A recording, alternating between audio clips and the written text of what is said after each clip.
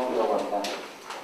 사실 언제부턴가 청년들이 정치를 굉장히 주목받기 시작했습니다. 사실 8, 90년대 청년들이 정치에 참여할 수 있는 방식이란 소위 거리의 정치의 방식이었습니다. 그러나 그 거리의 정치가 사그라들기 시작하고 한동안 청년들은 탈정치의 대명사가 되었습니다.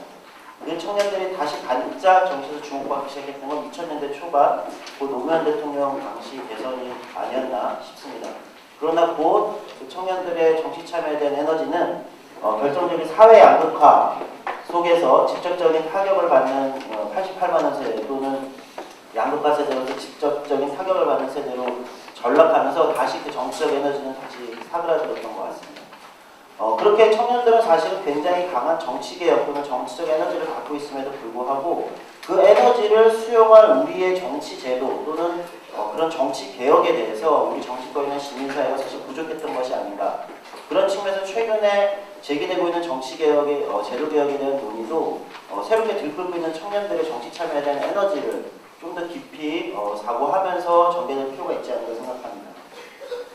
그럼에도 불구하고 저는 정치가 청년들에게 이렇게 가까이 다가온 적이 있었는가 이런 측면에서는 굉장히 긍정적으로 평가하고 싶습니다. 사실 요즘에 청년들이 정치에 참여하는 것이 어떤 인물들을 쫓아다니는 팬덤 같은 현상이라고 해서 팬덤 정치라고 비평하시는 분들도 있지만 그것 역시 현재 우리가 제도적으로 또는 정치 어떤 제도적으로 그 에너지를 흡수할 수 있는 이런 준비가 안 되어 있기 때문에 어쨌든 인물에 매달리는 형태로 아직 나타나고 있는 것이 아닌가 이렇게 생각됩니다. 저는 그 에너지들을 한국 정치의 새로운 에너지가 유입될 수 있는 절호의 기회가 아닌가 생각하고요. 또 그것이 정치를 거쳐서 한 사회의 사회경제적인 문제들을 구조적으로 해결하는 수준까지 나아가기를 바라는 것이 당연하다고 생각합니다. 그래서 문제는 오히려 다시 정치에 있다고 생각합니다.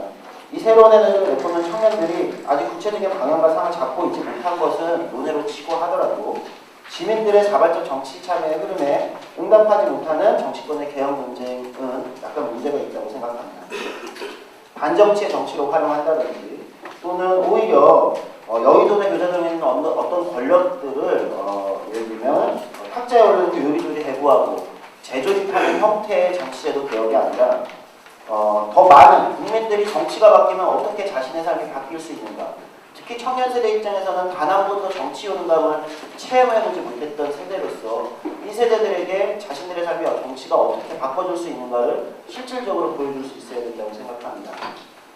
그런 측면에서 사실은 요즘에 이제 논쟁되는 것은 TV에서 한동안은 예를 들면 TV 음악 프로 같은 거 보면 아이돌 연예인들이 나와서 댄스 음악만 주구장창 나오는데요. 이것이 불만이라고 해서 예를 들면 다시 트로트 방송을 예를 들면 똑같은 시간대에 편성하자든지 이렇게 하는 것이 아니라 사실 정치개혁의 가장 바람직한 방향은 정치의 다양성과 다양한 시민들의 정치적 욕구를 체감하고 그 정치 요능감을 높이는 것이 아닌가 생각합니다.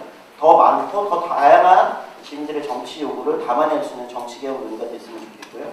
그런 측면에서 대선 후보들이 비례대표제에 대해서 긍정적으로 생각하고 이것을 공약으로 내놓고 있는 것은 역시 바람직하다고 생각합니다. 그래서 청년 세대를 위한 정치개혁 논의가 좀 더 심도 있게 진행되기를 바라면서 마치도록 하겠습니다. 감사합니다.